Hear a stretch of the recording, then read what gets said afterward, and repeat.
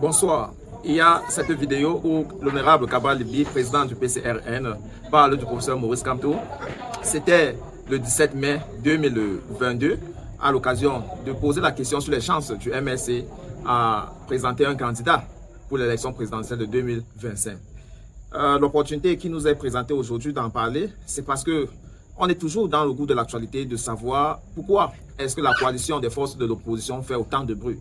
La sortie de Nietzsche dans les colonnes d'un journal a remis au bout de jour le rôle qu'il est comme jour dans l'avènement d'une élection transparente au Cameroun. Beaucoup sont toujours sceptiques et pensent que la seule issue que l'opposition a, c'est de voir les forces du changement venir ensemble. Ce que l'honorable Nietzsche appelle l'APC. Eh bien, côté Cabral Libby, côté PCRN, ça se prend encore avec des pincelles du sel. J'ai eu l'occasion de lire plusieurs commentaires dans cette communauté et ça m'a donné un état d'esprit un peu plus clair sur ce que pensent les cabralistes, et je pense que cette vidéo va enchérir. Écoutons ce qu'ils disaient et puis on va un peu discuter légèrement. Avant de passer, je vous ai dit, ils ont attaqué cette chaîne déjà. J'ai vu comment ils ont reporté la chaîne, dont la chaîne est menacée de disparaître, mais j'ai déjà mis en œuvre mes avocats et ils vont faire le nécessaire. Si par la suite ils échouent, eh bien, l'ordre de 82 aurait encore pris un pas sur nous, mais on peut menacer la Renaissance, mais on ne peut pas empêcher ce combat, parce que ce combat, eh bien, c'est plus que nous en fait. Ce combat, c'est pour nos enfants. On ne lutte pas pour nous-mêmes, on lutte surtout pour nos progénitures à venir. Alors, suivez rapidement cette vidéo et on fait un commentaire. Suivez l'honorable Cabral Libby, président du PCRN. J'évoquais déjà l'entente de le faire, parce que je me suis entendu dire, lorsque nous allions déjà aux élections en février 2020, oui, que le résultat que nous avons obtenu, c'était déjà une faveur, ou des faveurs. Je crois même que sur une chaîne internationale, un leader politique qui avait décidé de ne pas aller aux élections cette fois-ci, mais qui était quand même allé par le passé, qui avait demandé que son parti n'y allait pas, c'était permis sur une chaîne internationale de dire, nous avons archivé tout cela. Tous ceux qui avaient décidé d'aller aux élections étaient des complices du régime et ils allaient pour cautionner les élections. Mais écoutez, de telles postures sont de quelle nature? Si ce n'est de jeter de l'opprobre sur les autres et surtout d'essayer d'assombrir ou d'envoûter la fulgurance de ceux qui osent et de ceux qui travaillent. Parce que nous ne sommes pas les premiers à aller aux élections au Cameroun. Je crois qu'il y a plein de formations politiques qui, ayant même pour certaines demander et solliciter les faveurs du régime, n'ont pas pu faire le résultat que courageusement nous avons pu faire. Alors on a un contexte camerounais, vous n'avez pas si me propos. Je viens au style idéologique, mais ça commence à aller, mais ça commence pas. Comprenez-nous, mais attention, vous évoquez la posture idéologique. Oui, je crois que lorsque nous avons, on en parlera tout à l'heure, nous avons été attaqués par tout le monde. Vous voulez que je vous donne le nom des députés, nos collègues du RDPC, qui sont du RDPC, nos collègues députés, qui sont du RDPC. Nous avons été attaqués par tous les partis politiques. Donc moi, je cherche toujours où est la faveur. Je la cherche toujours. Mais là, on va revenir sur la posture idéologique. Ce sur quoi je voulais insister. Et chaque fois que j'en ai l'occasion, je parlais. Parce qu'il ne faut pas mépriser les efforts de mes camarades qui viennent souvent ici sur votre plateau.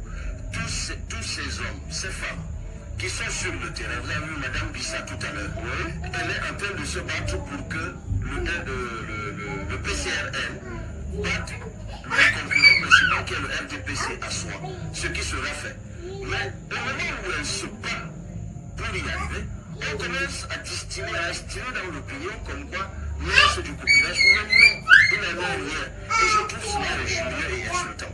C'est pour cela que je vous dis que de balancer tout et n'importe quoi, il faut plutôt simplement se mettre au boulot pour faire mieux que le PCRN. Ça, c'est une chose, parce que beaucoup de ceux qui racontent, ils arrivent de certaines positions. Maintenant, vous dites, on ne fait pas de vagues. Mais ça veut dire quoi, faire des vagues? Vous pensez que je suis sorti, j'ai été choisi par les... Voilà, vous avez écouté l'honorable Cabral Libby qui, dans le fond de son débat, fustige la position du MSC depuis le lendemain des élections présidentielles de 2018. Notamment, il ne se voyait pas partir à l'élection législative à cause des raisons qu'on connaît. Et au lieu de s'en tenir à sa décision de ne pas partir, certains de ses militants ont décidé d'attaquer le PCRN pour jeter le discrédit, d'après les propos de l'honorable Cabral Libby. Et voilà pourquoi lui et ses militants auront pris une distance de la Renaissance, ou alors du mouvement pour la Renaissance du Cameroun.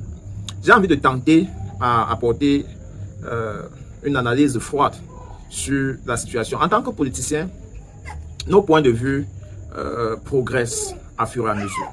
Ça, c'est un fait. Donc, le MRC, en 2018, on pouvait comprendre cette position-là. Et aujourd'hui, il en est toute une autre, que sa position a progressé sur la question. Ne cherchez pas à comprendre de midi à 14h. La politique est faite ainsi. On progresse dans les idées. Ça, c'est d'un. De deux, finalement, Cabral Libby et le PCRN sont allés dans les assemblées et sont représentés. Il est donc question de faire le bilan entre ce qu'ils avaient à tête de faire et ce qu'ils ont effectivement fait pour le bien-être des Camerounais. C'est à eux de dire honnêtement au peuple camerounais, mais avant qu'ils ne le fassent, on est capable tout de même de ressentir, de se demander qu'est-ce qui a réellement changé au quotidien de ces Camerounais. Au départ, on a vu certains élus du PCRN aller sur le terrain, faire certains projets d'agriculture et bien d'autres. Mais les vieux parlementaires ont dit à cette époque-là que c'était la matière de l'enfant qui est tranchant le matin. Et plus de 2 ans dans le mandat, on a la faiblesse de vouloir leur donner raison parce que rien n'avance. Rien n'avance. Et parce que rien n'avance, parce qu'à un moment donné, on a l'impression que le RDPC contrôle tout, eh bien, on peut donc comprendre pourquoi il y avait cette thèse de redistribution des chaises. Parce que ni au Parlement, ni dans les administrations territorialement décentralisées, est-ce qu'on a vu un réel progrès? Sinon, on pouvait être en train de citer quelques communes comme commune de référence parce qu'elle est dirigée par les instances du PCRN, mais il n'en a rien. Le MRC veut un changement total. Et c'est peut-être parce pourquoi on est esclave de cette idéologie-là, au fait. On ne veut pas la partition, on ne veut pas le collaboratisme, on ne veut pas un truc qu'on ne serait pas capable de faire le job. Et voilà pourquoi n'allez pas confondre la posture de certains militants plus que zélés qui s'attaquent souvent aux militants de l'opposition, des autres oppositions. On n'est pas obligé d'être dans la même chapelle, mais on est obligé de respecter nos différents combats. Je pense que c'est plus facile de distiller des velléités sur d'autres opposants en cherchant à qualifier certains de vraies oppositions ou bien de fausses oppositions, sauf que chacun a sa stratégie, surtout dans une dictature qui a autant duré. Mais nous ne devons pas avoir également la faiblesse de dire aux citoyens que véritablement, c'est elle la vraie opposition. En fait. Parce que l'ordre dirigeante en place a tout fait pour lui montrer que sa priorité est ailleurs. Et si jusqu'à là, le peuple ne se sent pas concerné, j'ai d'ailleurs lu, et c'est là où je vais sortir, un sage dit que c'est honteux dans un pays, d'ailleurs c'est Akere Mouna, qui dit que c'est honteux dans un pays que les citoyens en majorité demandent plus de comptes à un joueur sur le stade qu'à un dirigeant qui le dirige. Que c'est anormal qu'un étudiant demande les comptes à un joueur sur le stade que de demander à son encadreur, directeur de recherche qui est en train de lui maintenir dans le statu quo depuis longtemps. Si tu peux crier sur le joueur, pourquoi tu ne peux pas crier sur ton directeur de thèse? Ou bien tu ne peux pas crier sur ton maître? Voilà, on a déplacé le débat. Et ce déplacement-là fait en sorte que ceux qui sont en train de diriger en ce moment profitent de la distraction du peuple, profitent des ayants droit pour pouvoir les punir sur ce qui devait leur revenir naturellement.